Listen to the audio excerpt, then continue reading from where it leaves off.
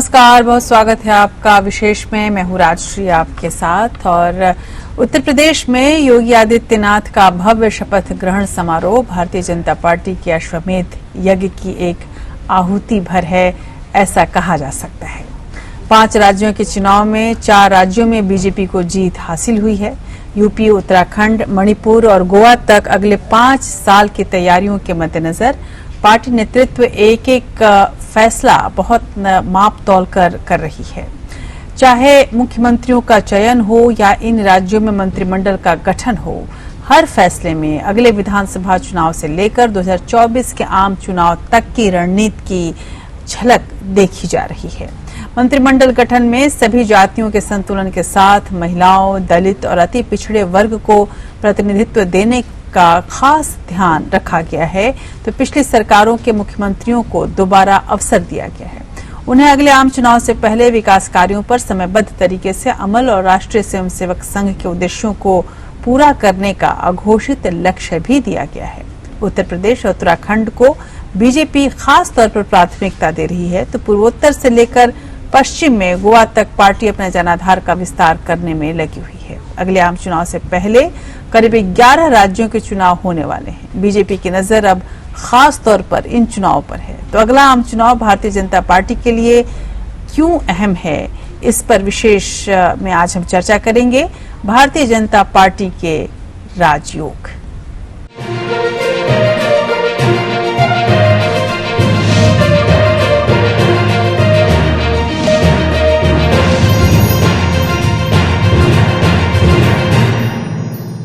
BJP के राजयोग की चर्चा अगर की जाए तो सबसे पहले राजयोगी के राज तिलक की बात करना जरूरी है। उत्तर प्रदेश में लगातार दूसरी बार मुख्यमंत्री के रूप में शपथ लेकर योगी आदित्यनाथ ने एक नया इतिहास रचा है। उनके दूसरे कार्यकाल के मंत्रिमंडल के गठन से भी बीजेपी की भावी रणनीति की झलक देखने में आ रही है। लखनऊ के अटल बिहारी वाजपेयी इकाना इंडोर स्टेडियम में भव्य तरीके से आयोजित शपथ ग्रहण समारोह भारतीय जनता पार्टी की भावी महत्वाकांक्षा का साफ रूप से संकेत दे रही है। इनके जरिए जातियों का संतुलन साधा गया तो क्षेत्रों के समीकरणों का भी विशेष ध्यान रखा गया है। आइए नजर डालते हैं उत्तर प्रदेश में मंत्रिमंडल के गठन पर। मैं आदित्यनाथ योगी ईश्वर की शपथ लेता हूं कि मैं विधि द्वारा स्थापित भारत के संविधान के प्रति सच्ची श्रद्धा और निष्ठा रखूंगा। मैं भारत की प्रभुता और अखंडता अक्षुण्ण रखूंगा। मैं उत्तर प्रदेश राज्य के मुख्यमंत्री के रूप में अपने कर्तव्यों का श्रद्धापूर्वक और शुद्ध अंतःकरण से निर्वहन करूंगा तथा मैं भय या पक्षपात, अनुराग या द्वेष के बिना सभी प्रकार के लोगों के प्रति संविधान और विधि के अनुसार न्याय करूंगा। मैं आदित्यनाथ योगी ईश्वर की शपथ लेता हूं कि जो विषय उत्तर प्रदेश राज्य के मुख्यमंत्री के रूप में मेरे विचार के लिए लाया जाएगा अथवा मुझे ज्ञात होगा, उसे किसी व्यक्ति या व्यक्तियों को तब के सिवाय जबकि ऐसे मुख्यमंत्री के रूप में अपने कर्तव्यों के सम्यक निर्वहन के लिए ऐसा करना अपेक्षित हो, मैं प्रत्यक्ष अथवा प्रत्यक्ष रूप से संसूचित या प्रकट नहीं करूंगा।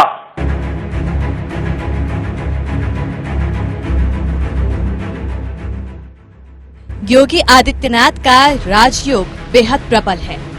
उनके राजयोग के भय से उनके रास्ते में बहुत सी विघ्न बाधाएं खड़ी हुई थी, लेकिन योगी के कर्मयोग ने आपदाओं को अवसर में बदल दिया। वो न सिर्फ दूसरी बार मुख्यमंत्री बने बल्कि इतिहास भी रच गए।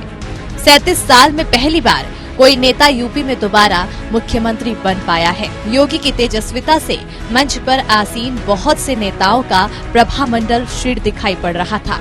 लखनऊ का अटल बिहारी वाजपेयी इकाना स्टेडियम 50,000 से ज्यादा लोगों की मौजूदगी और प्रधानमंत्री नरेंद्र मोदी और केंद्रीय गृह मंत्री अमित शाह की उपस्थिति योगी के राजयोग की साक्षी बनी।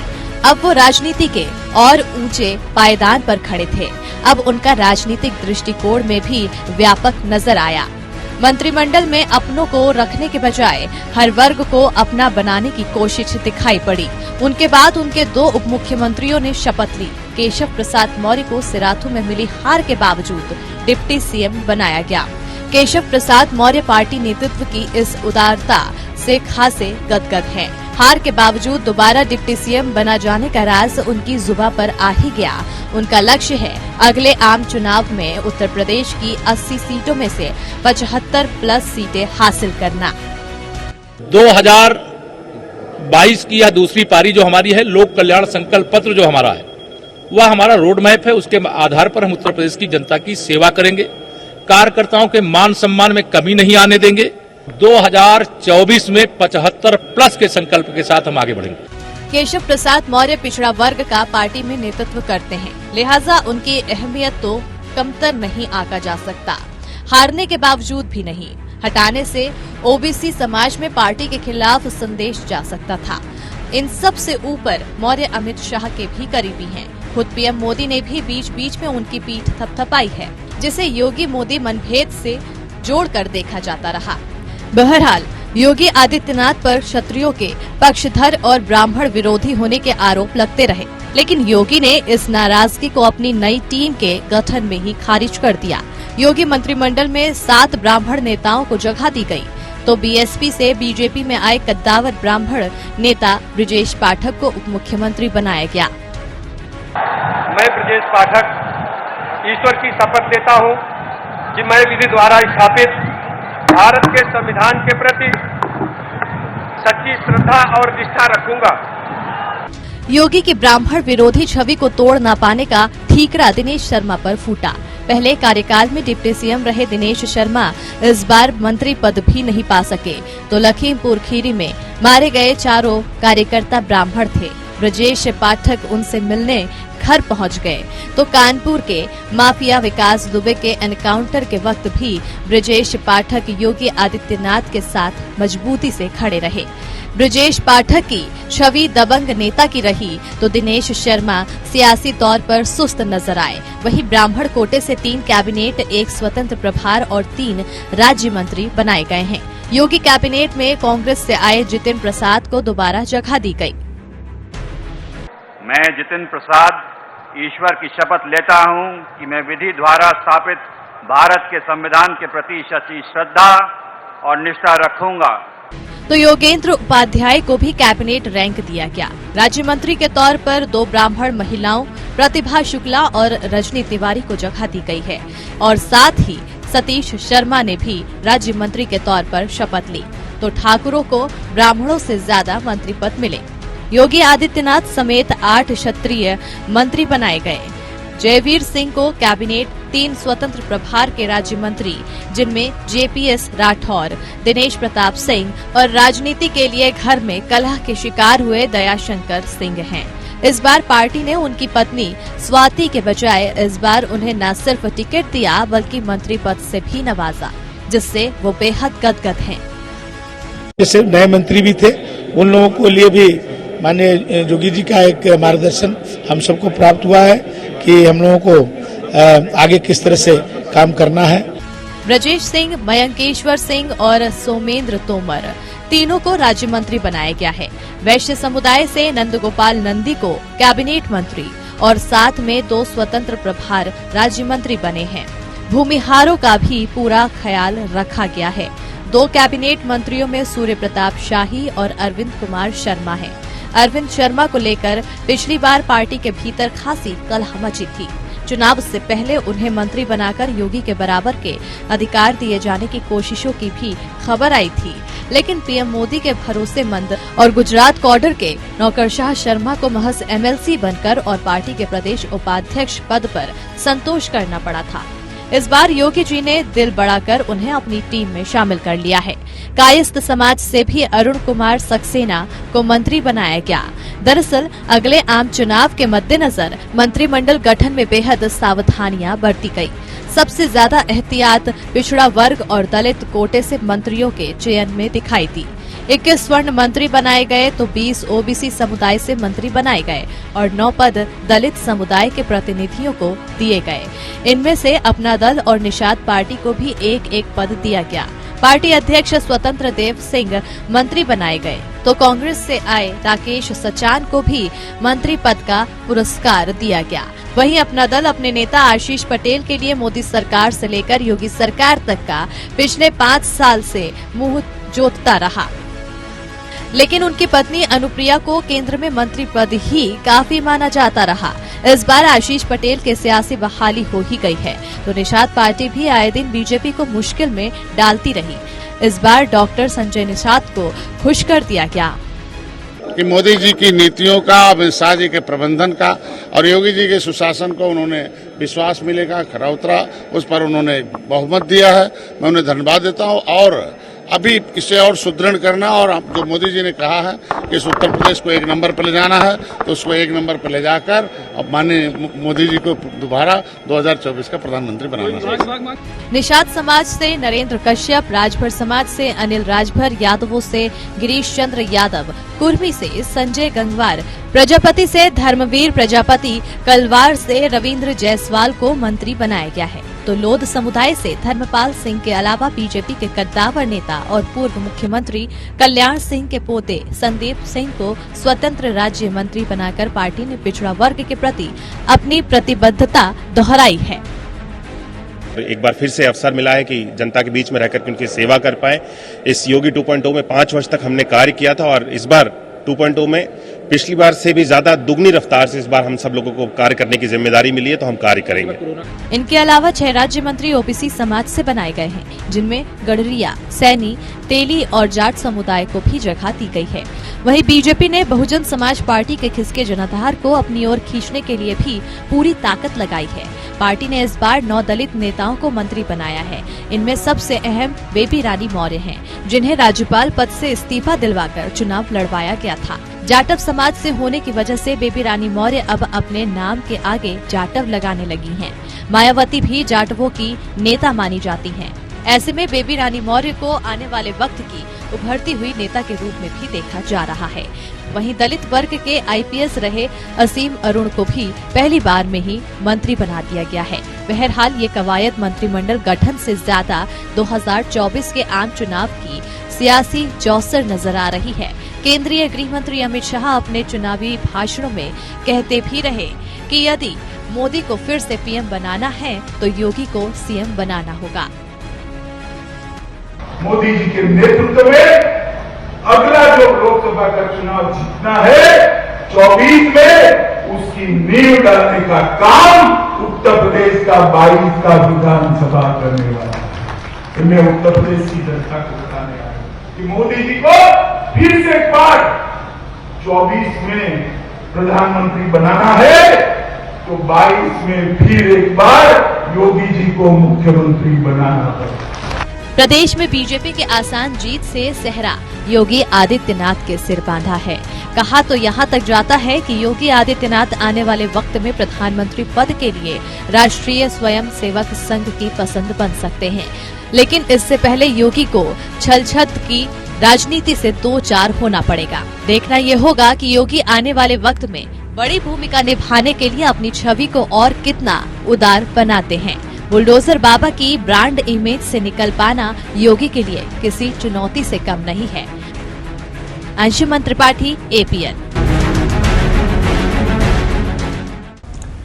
उत्तर प्रदेश में 80 लोकसभा सीट के अलावा बीजेपी आरएसएस के लिए गुजरात के बाद हिंदुत्व की दूसरी बड़ी प्रयोगशाला भी है। इन प्रयोगों और परीक्षणों के चुनाव के जरिए मिले निष्कर्षों ने योगी आदित्यनाथ का महत्व और अधिक बढ़ा दिया है, लेकिन निजी तौर पर योगी आदित्यनाथ के लिए चुनाव बहुत महत्वपूर्ण रहे हैं।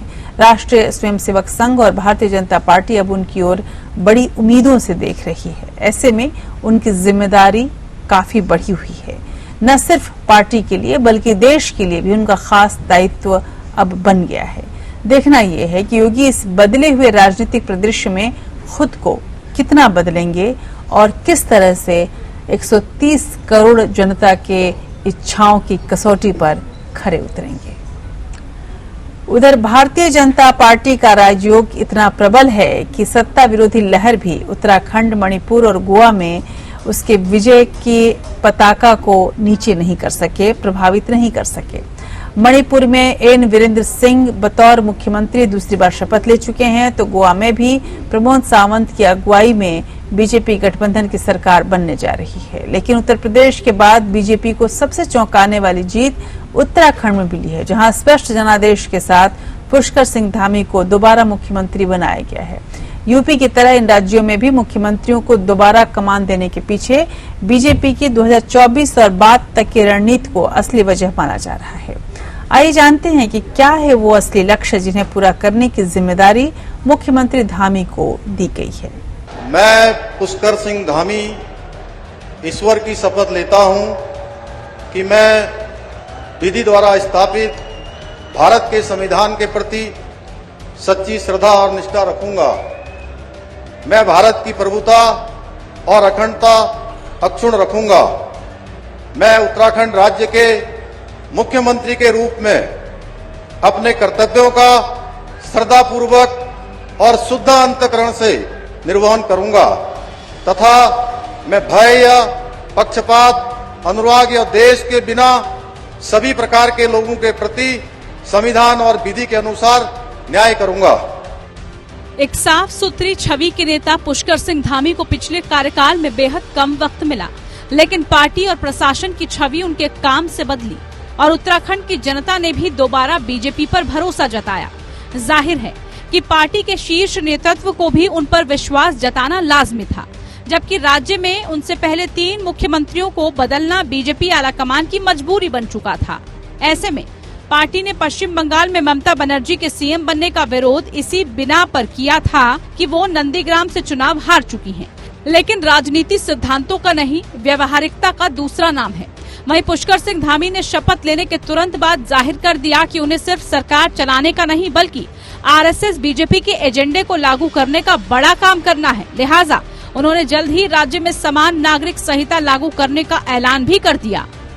मैंने और मेरी पार्टी ने उत्तराखंड की देवतुल्य जनता के समक्ष ये हमने संकल्प लिया था कि हमारी नई सरकार के गठन होते ही हम यूनिफॉर्म सिविल कोड उत्तराखंड के अंदर लेकर आएंगे। आज मंत्रिमंडल ने हमने तय किया कि हम जल्द से जल्द इसको लागू करेंगे और आज मंत्रिमंडल ने हमने सर्वसम्मति से प्रस्ताव पारित कर दिया है कि इसका ड्राफ्ट करने के लिए जल्दी ही हम कमेटी का गठन कर देंगे और उत्तराखंड के अंदर ये लागू होगा। पहली ही कैबिनेट बैठक में धामी ने न्यायविदों और गणमान्य नागरिकों की कमेटी बनाने का फैसला भी कर लिया, जिससे पता चलता है कि उन पर आरएसएस और बीजेपी के एजेंडे को लेकर खासा दबाव है और ये दबाव 2024 के लिए एक मुहिम तैयार करने के लिए जरूरी भी है। हालांकि पुष्कर सिंह धामी की राह आसान नहीं है, क्योंकि गोवा को छोड़कर देश के किसी भी राज्य या केंद्र स्तर से समान नागरिक संहिता अभी तक लागू नहीं हो पाया है। समान नागरिक संहिता एक ऐसा मुद्दा है जो हमेशा से भाजपा के एजेंडे में रहा है। 1989 के आम चुनावों में पहली बार भाजपा ने अपने घोषणा पत्र में समान नागरिक संहिता का मुद्दा शामिल किया था। इसके बाद 2014 के आम चुनाव और फिर 2019 के चुनाव में भी भाजपा ने इस मुद्दे को अपने घोषणा पत्र में जगह दी। भाजपा का मानना है कि जब तक यूनिफॉर्म सिविल कोड को अपनाया नहीं जाता तब तक लैगिंग समानता नहीं आ सकती। वहीं समान नागरिक संहिता पर सुप्रीम कोर्ट से लेकर दिल्ली हाई कोर्ट तक सरकार से सवाल कर चुकी है। 2019 में सुप्रीम कोर्ट ने नाराजगी जताते हुए कहा था कि समान नागरिक संहिता को लागू करने के लिए कोई कोशिश नहीं की गई। वहीं पिछले साल जुलाई में दिल्ली हाई कोर्ट ने केंद्र से कहा था कि समान नागरिक संहिता जरूरी है। कानून के जानकारों के मुताबिक राज्य अनुच्छेद 44 के तहत यूनिफॉर्म सिविल कोड बना सकते हैं, लेकिन इसे लागू कराने के लिए केंद्र को भेजना होगा। इसके बाद राष्ट्रपति से मुहर लगने पर ही ये लागू हो सकती है, जिसमें कोई खास मुश्किल आनी ही नहीं है। राज्य में अल्पसंख्यकों की तादाद बहुत ही कम है जो इसका विरोध कर सके। वहीं केंद्र सरकार भी समान नागरिक संहिता संबंधित मामले को अब 22वें विधि आयोग के पास भेजने की तैयारी में है। ये मुहिम यहां से शुरू होकर उन राज्यों में तेजी पकड़ेगी जहां आने वाले वक्त में विधानसभा चुनाव होने हैं। इससे पहले उत्तर प्रदेश भी इसे लागू करने के लिए सही वक्त का इंतजार कर रहा है। यूनिफॉर्म सिविल कोड की जब आवश्यकता पड़ेगी, भारत सरकार सक्षम है, उसको अपने स्तर पर उस पर समीक्षा करेगी, कार्रवाई करेगी। लेकिन मेरा ये मानना है, हम भारत के संविधान के प्रति, बाबा साहब भीमराव अम्बेडकर के द्वारा प्रदत्त संविधान के प्रति पूरा सम्मान का भाव रखें और भारत की व्यवस्था को संविधान के अनुरूप चलाएं। इसको शरीयत से चलाने या किसी व्यक्तिगत कानून से चलाने का हम लोग प्रयास न करें। हालांकि धामी के सामने कम चुनौतियां नहीं हैं। उन्होंने सरकार बनते ही पहली बार 50,000 नौकरियों का वादा युवाओं से किया, जिसका प्रदेश को इंतजार है। बेरोजगार युवाओं को 1 साल तक 3,000 रूपए हर महीने दिए जाएंगे। ये केंद्र से मिलने वाली राशि के अतिरिक्त होगी। विधवा पेंशन की राशि 1,000 से बढ़ाकर 2,000। बीपीएल परिवारों की महिला मुखिया को 3,000, पर्वतीय जिलों में रहने वाली गर्भवती महिलाओं को 40,000 रूपए का मातृत्व अनुदान और वृद्धा पेंशन 1,200 रूपए से बढ़ाकर 3,600 रूपए किए जाने का वादा पूरा करना है। ये वो नगद आधारित योजनाएं हैं जिनके जरिए बीजेपी की देश भर में एक बड़ा लाभार्थी वर्ग खड़ा करने की योजना है। इससे पार्टी को 2014 के बाद से लगातार चुनावी फायदा मिल रहा है। वहीं अगर मणिपुर की बात करें तो 7 सीट वाले इस राज्य में बीजेपी ने 32 सीटों पर जीत हासिल कर रिकॉर्ड बनाया है। कांग्रेस महज 5 सीटों पर सिमट गई। इस जीत का सेहरा एन वीरेंद्र सिंह के सिर बंधना तय था, जिन्हें कांग्रेस अपने पास सजो कर रख नहीं पाई थी। उन्हीं वीरेंद्र सिंह ने 2012 में जिस बीजेपी का प्रदेश में एक भी विधायक नहीं था, उस बीजेपी को आज स्पष्ट बहुमत तक पहुंचा दिया।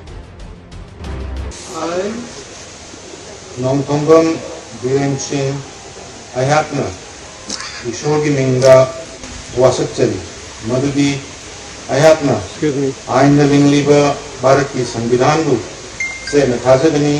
से दरअसल बीजेपी की पिछली सरकार के वक्त पहाड़ और घाटी के बीच टकराव के मुद्दे को बहुत चतुराई से हल कर लिया। इतना ही नहीं, घाटी से कांग्रेस की सियासी जमीन खाली कराकर अपना मजबूत आधार तैयार कर लिया। पिछली बार की 19 सीटों के मुकाबले कांग्रेस को सिर्फ 5 सीटें मिली। यही नहीं, पर्वतीय इलाकों से तो एक भी सीट हासिल नहीं हो पाई। यहाँ तक कि कांग्रेस इन 5 सीटों के साथ मणिपुर में चौथे नंबर की पार्टी बन गई। दूसरों पर कॉनरॉड संगमा की नेशनल पीपल्स पार्टी ने 7 सीटें हासिल की, तो जनता दल यूनाइटेड ने बेहतर प्रदर्शन कर 6 सीटें हासिल कर ली। यह अलग बात है कि पूर्वोत्तर के प्रदेश ज्यादातर केंद्र में सत्तारूढ़ पार्टी के साथ जाना पसंद करते हैं, लेकिन इसमें संदेह नहीं कि जिस तरह से केंद्रीय गृह मंत्री अमित शाह, बीजेपी अध्यक्ष जेपी नड्डा और रक्षा मंत्री राजनाथ सिंह ने वहां चुनावी दौरे किए, उसके सामने कांग्रेस अपाहिज नजर आ रही थी। तो गोवा में भी दोबारा बीजेपी सबसे बड़ी पार्टी बनकर उभरी और यहाँ भी प्रमोद सावंत को सीएम पद की जिम्मेदारी दी जा रही है। बहुकोणीय चुनाव होने से विपक्ष के वोटों के बंटवारे का फायदा बीजेपी को मिला है। दिलचस्प बात यह है कि कांग्रेस यहां चुनाव के बाद सियासी हकीकत समझ पाई और टीएमसी को साथ देने की बात दोहराना शुरू कर दिया। कुल मिलाकर भारतीय जनता पार्टी का राजयोग उसके कर्मयोग से जुड़कर बना है। कांग्रेस को उसके आलस्य और प्रमाद के साथ अतिरिक्त आत्मविश्वास की जनता से सजा दी है। कांग्रेस ने सत्ता विरोधी लहर से हाथ आई सत्ता गंवाई है, तो भारतीय जनता पार्टी ने अपने हाथ से अपनी तकदीर गढ़ी है। कांग्रेस ने बताया कि हारा कैसे जाता है, तो बीजेपी ने सिखाया कि जीत कैसे हासिल की जाती है। Anshuman Tripathi, APN news. अब इसमें कोई संदेह नहीं कि भारतीय जनता पार्टी अपने लक्ष्यों के लिए उन राज्यों का चुनाव करती है जहां सफलता मिलने में कोई संदेह नहीं हो। योगी आदित्यनाथ ने निजी छवि के परवाह किए बगैर उत्तर प्रदेश में संघ के कई बड़े उद्देश्यों को पाने का प्रयास किया है। उसी तरह उत्तराखंड को भी हिंदुत्व की स्थापना के लिए नया लक्ष्य दिया गया है। ये जान पड़ता है कि अब पुष्कर सिंह धामी उसी आधार पर काम करेंगे और इसी कड़ी की पहली कोशिश हम देख सकते हैं समान नागरिक संहिता और जनसंख्या कानून जैसे कुछ कठोर कदमों के रूप में। यूपी में भी योगी सरकार से इसी तरह की अपेक्षाएं हैं, तो पूर्वोत्तर में पश्चिमी भारत में बीजेपी और आरएसएस अपने विस्तार और आधार का कार्यक्रम चलाना चाहती है। भारतीय जनता पार्टी अपनी जीत के साथ विचारधारा के स्तर पर इन राज्यों में बुनियादी जरूरतों को, खासकर जो संघ के लिए जरूरतें हैं, उसे मजबूत करने के प्रयास में है। देश में अगर हर वक्त कहीं चुनाव चल रहे होते हैं तो भारतीय जनता पार्टी ही एकमात्र राजनीतिक दल है जो हर चुनाव के साथ दूसरे चुनाव की तैयारी में जुटती हुई दिखती है। सभी जानते हैं ये 5 राज्यों के चुनाव नतीजे आने के साथ ही प्रधानमंत्री नरेंद्र मोदी ने गुजरात का दौरा किया था और जिस तरह से उनका भव्य स्वागत वहां किया गया उसे बीजेपी का चुनावी तैयारियों का आगाज माना गया। तो उधर हिमाचल में भी बीजेपी दोबारा अपनी सरकार बनाने के लिए जी जान से जुटी गई है। अगले साल यानी 2023 में देश के 9 राज्यों में विधानसभा चुनाव होने वाले हैं। दिलचस्प बात यह है कि बीजेपी और प्रधानमंत्री नरेंद्र मोदी हर चुनाव की रणनीति तैयार करते वक्त ही अगले चुनाव की तैयारियों के बीज डाल देते हैं। आइए समझते हैं अगले चुनावी राज्यों में बीजेपी समेत राजनीतिक दलों की तैयारियां कैसी हैं, एक रिपोर्ट के जरिए।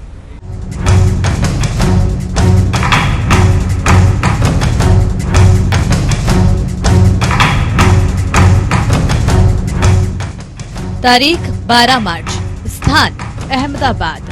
प्रधानमंत्री नरेंद्र मोदी का 9 किलोमीटर लंबा रोड शो। एयरपोर्ट से बीजेपी मुख्यालय कमलम तक सड़क के दोनों ओर लाखों लोगों का हुजूम। दोनों तरफ 50 से ज्यादा मंच। पीएम मोदी पर फूलों की बारिश। जाहिर है कि ये पूर्व नियोजित दौरा था और गुजरात विधानसभा चुनाव की तैयारियों का आगाज भी। इसके बाद अगले ही दिन पीएम मोदी ने पंचायत महासम्मेलन को संबोधित किया। यहाँ उन्होंने बापू को याद किया और कहा कि महात्मा गांधी ने हमेशा ग्रामीण विकास पर जोर दिया और ये उनका सपना था। ये बापू की धरती है, ये सरदार वल्लभ भाई पटेल की धरती है और बापू ने हमेशा ग्रामीण विकास की बात, आत्मनिर्भर गांव की बात, सशक्त और समर्थ गांव की बात सदा सर्वदा कही है। और ग्रामीण विकास ये पूज्य बापू का सबसे प्रमुख सपना रहता था। मोदी का बापू को याद करना संयोग नहीं, प्रयोग था, क्योंकि चुनावी तैयारियों के लिए गुजरात द्वारका पहुंचे कांग्रेस के पूर्व अध्यक्ष राहुल गांधी ने भी कार्यकर्ताओं को संबोधित करते हुए कहा था कि कांग्रेस की विचारधारा और रणनीति को दिशा देने का काम महात्मा गांधी ने ही किया था।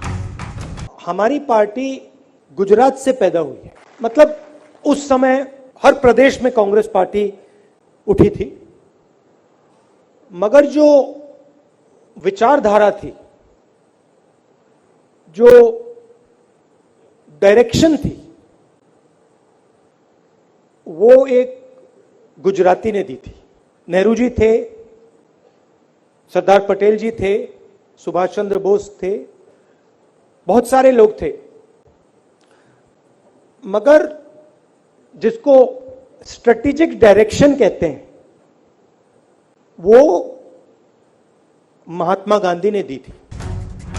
पीएम मोदी कोई भी काम बिना वजह से नहीं करते। कांग्रेस के महात्मा गांधी के कवच को बेअसर करने के लिए वो महात्मा गांधी को अक्सर याद करते हैं।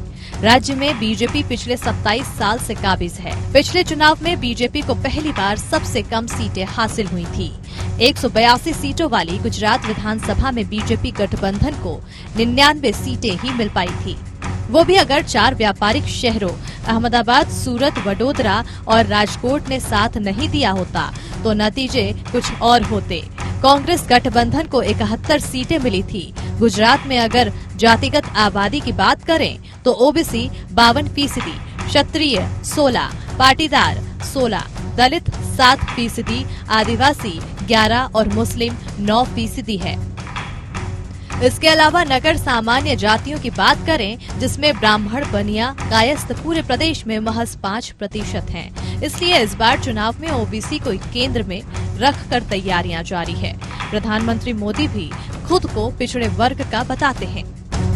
महामिलावटी लोग, मेरी जाति तो इतनी छोटी है, गांव में एकाध घर भी नहीं होता है और मैं तो पिछड़ा नहीं, अति पिछड़े में पैदा हुआ हूं। आप मेरे मुंह से बुलवा रही हो, इसलिए बोल रहा हूं। मैंने कभी अगड़े पिछड़े की राजनीति का मैं पक्षकार नहीं हूं। जब मेरा देश पिछड़ा है तो अगड़ा क्या होता है? मुझे तो पूरे देश को अगड़ा बनाना है। गुजरात में बीजेपी के भूपेंद्र पटेल के नेतृत्व में सरकार चल रही है। गुजरात में पिछली बार कांग्रेस को 7.37% की बढ़ोतरी के साथ 41.8% वोट मिले थे। लिहाजा समझा जा रहा है कि अब पीएम मोदी हर महीने एक बार गुजरात में बिताया करेंगे। हालांकि चुनाव जीतने की ताकत जो बीजेपी के पास है वो कांग्रेस के पास नहीं। साल 2020 में राज्यसभा चुनाव से पहले कांग्रेस के 8 विधायकों ने बीजेपी का दामन थाम लिया था, लेकिन बीजेपी भी मतभेद और फूट की शिकार है। ऐसे में बहुत से मौजूदा विधायकों के टिकट काटकर सत्ता विरोधी लहर को ठंडा करने की कोशिश हो सकती है। वहीं कांग्रेस भी जी जान से जुट गई है। गुजरात चुनाव में जीत से कांग्रेस अब भी दमखम बाकी रहने का संदेश देना चाहती है। इसलिए चुनावी रणनीतिकार प्रशांत किशोर भी बिना शर्त कांग्रेस को अपनी सेवाएं देने को बेताब हैं। पार्टी ने भी राज्य में संगठन को मजबूत करने के लिए 25 नए उपाध्यक्ष, 75 महासचिव और 17 शहर और जिला अध्यक्ष बनाए गए हैं।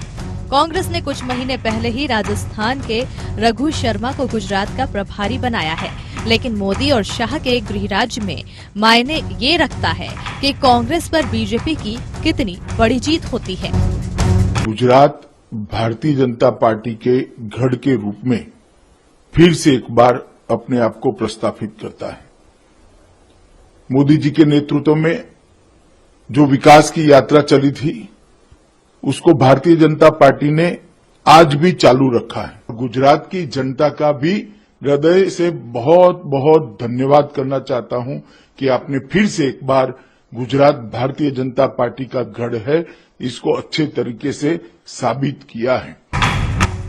आम आदमी पार्टी बीजेपी की राह आसान करती नजर आ रही है। आप पूरी ताकत से गुजरात में कांग्रेस का विकल्प बनने के लिए जुटी हुई है। कम से कम कांग्रेस को रोकने में आप पार्टी का खासा योगदान रहेगा। बीजेपी की कांग्रेस मुक्त भारत अभियान में आम आदमी पार्टी सीधे या अप्रत्यक्ष रूप से काफी काम आ रही है। इसी तरह हिमाचल में भी बीजेपी की जयराम ठाकुर के नेतृत्व में सरकार है। यहाँ भी साल 2017 में हुए विधानसभा चुनावों में 68 सीटों में से बीजेपी को 44 सीटें हासिल हुई थी, जबकि कांग्रेस 21 सीटों पर ही सिमट गई थी। 6 अप्रैल को स्थापना दिवस के साथ साथ बीजेपी महासंपर्क अभियान की शुरुआत करने जा रही है, जिसके अंतर्गत बीजेपी के कार्यकर्ताओं द्वारा घर घर जाकर बीजेपी की सरकार की उपलब्धियों को पहुंचाया जाएगा। बीजेपी अध्यक्ष जेपी नड्डा का गृह राज्य होने की वजह से बीजेपी की साख यहां भी दांव पर लगी है। बीजेपी का कहना है कि ये चुनाव कांग्रेस के लिए वाटरलू साबित होगा। जितना लंबा समय उनके पास काम करने के लिए मिला, उस स्तर पर विकास जमीन पर नहीं है। और मैं इस बात को कह सकता हूं कि अब जो है विकास को गति मिली है और जो कमी है उस कमी को हम पूरा करेंगे। और इसी कारण से पूरे इस क्षेत्र में बहुत अच्छा समर्थन मिल रहा है। हालांकि कांग्रेस भी पूरी ताकत लगा रही है। सोनिया गांधी से प्रदेश के नेताओं ने मुलाकात कर जीत का भरोसा जताया है, लेकिन कांग्रेस की तकलीफ ये है कि वो जीत हार से पहले ही आपस में मुख्यमंत्री की गद्दी पर बैठने की लड़ाई में जुट जाती है। इसलिए 3 घंटे तक चली बैठक के बाद भी ये तय नहीं हो पाया कि चुनाव में पार्टी का चेहरा कौन होगा, जबकि बीजेपी में मोदी शाह के सामने कोई भी नेता हिमाकत नहीं कर सकता। हिमाचल में भी आम आदमी पार्टी कांग्रेस की जड़ों में मट्ठा डालने का काम कर रही है।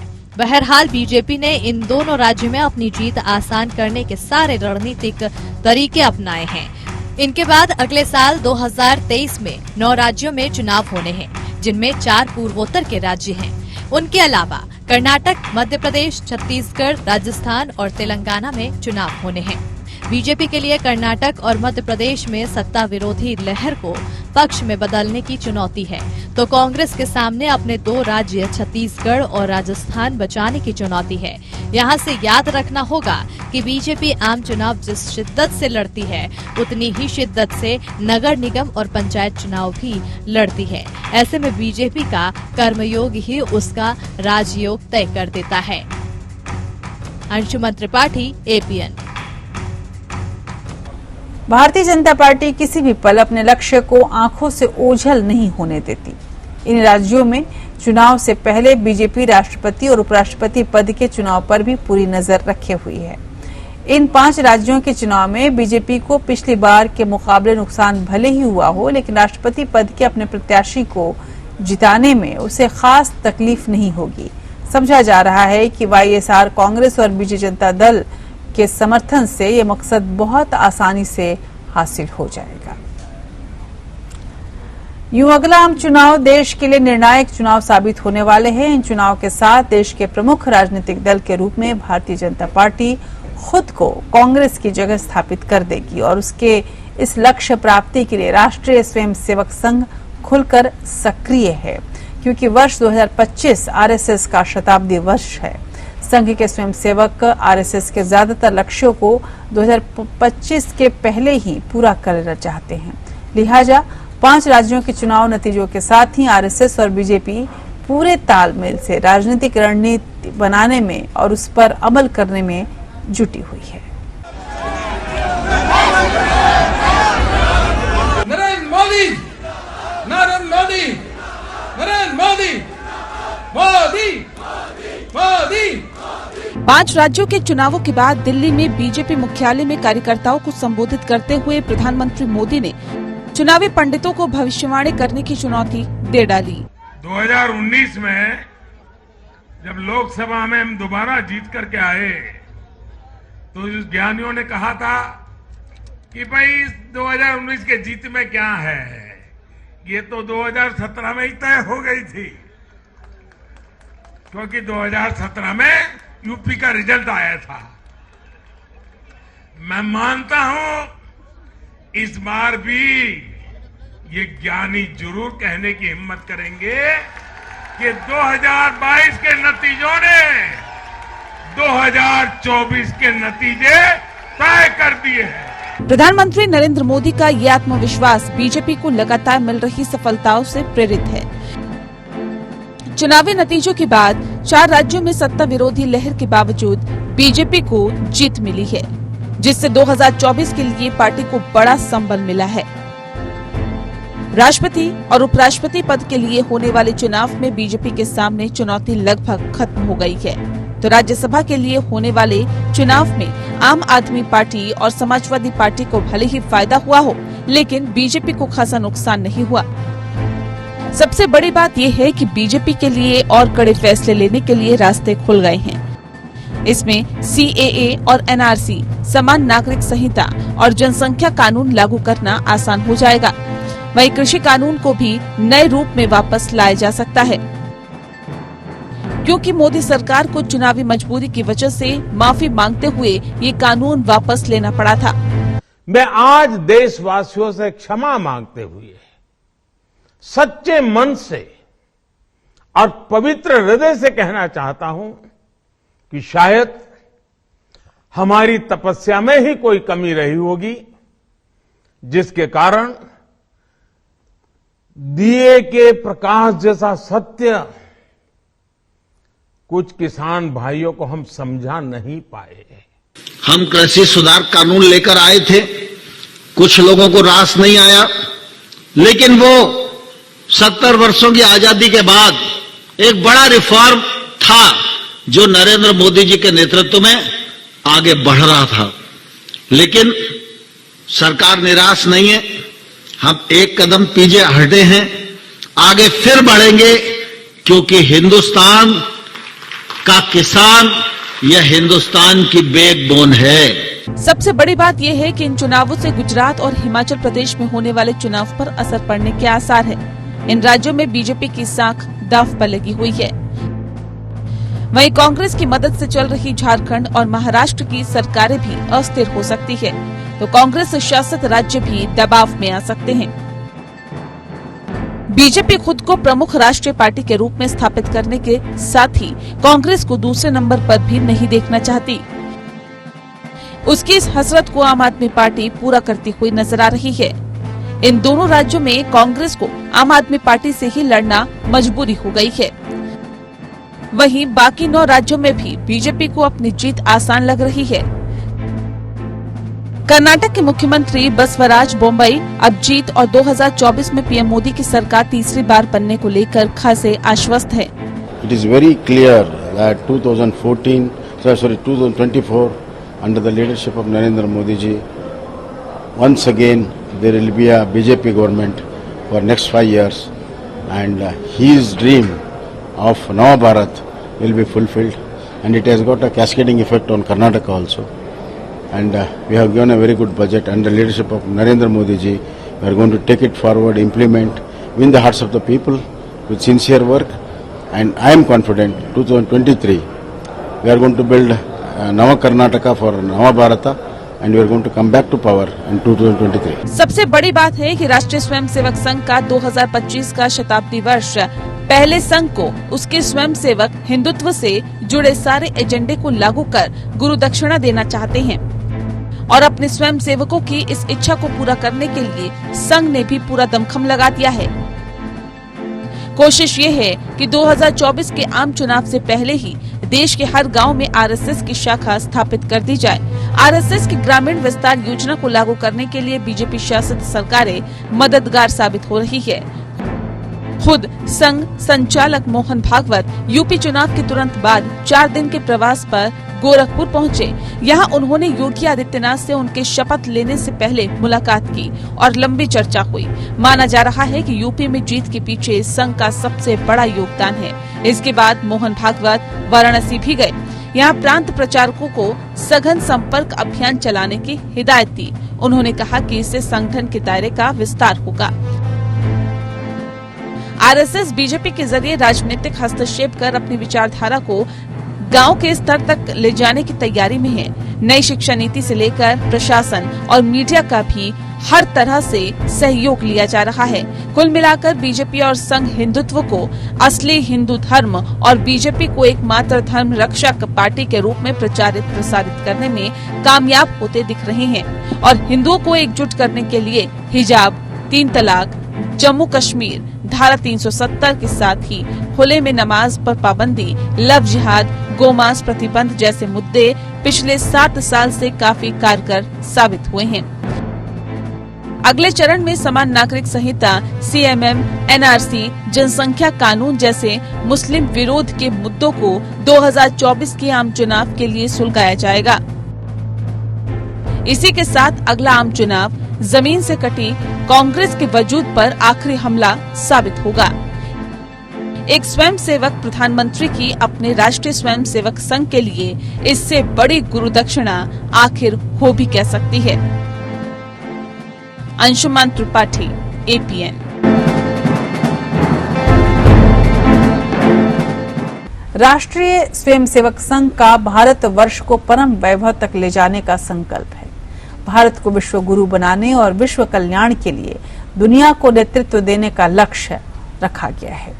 भारतीय जनता पार्टी उसके राजनीतिक लक्ष्य को पाने के लिए काम करती है तो सैकड़ों की तादाद में अनुषांगिक संगठन भी जमीन तैयार करने में जुटे हुए हैं। 100 साल के आरएसएस के लगातार प्रयास और गहन रणनीति के तहत आज बीजेपी यहां तक पहुंची है। दरअसल बीजेपी के राजयोग के पीछे राष्ट्रीय स्वयंसेवक संघ का अश्वमेध यज्ञ है, जिसका उद्देश्य हिंदू राष्ट्र की स्थापना है। धार्मिक पुरस्चरण या अनुष्ठान की तरह राजनीति करने की ये शैली सभी राजनीतिक दलों को सीखने की जरूरत है। अपनी विचारधारा को आम जनमानस तक पहुंचाने और उस जनमानस को बदल डालने की अद्भुत क्षमता की सराहना की जानी चाहिए। जबकि कुछ राजनीतिक दल वामपंथी, उदारवादी या सर्वसमावेशी विचारधारा के नाम पर सुविधाजनक तरीके से राजनीति करते हैं और देश की जनता को इसके लिए जिम्मेदार ठहराते हैं। ऐसे में बीजेपी के राजयोग के पीछे ग्रहों की दशाएं नहीं हैं, बल्कि उसका कर्मयोग ही उसके राजयोग की असली वजह है, ये कहा जा सकता है। तो आज विशेष में इतना ही। अगले हफ्ते एक अलग विशेष के साथ आपके सामने आऊंगी। नमस्कार।